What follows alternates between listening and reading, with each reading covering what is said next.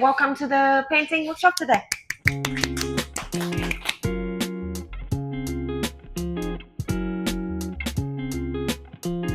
Use only dark paint to go on the top. My favorite part of the painting workshop, I think, is when we draw the Fuji Mountain. When we draw the snow on the top of Fuji Mountain. Interesting time with my friends and my teachers. The flower look awesome. When you're done with your painting, wait for it to dry, and then we can move to the lower part.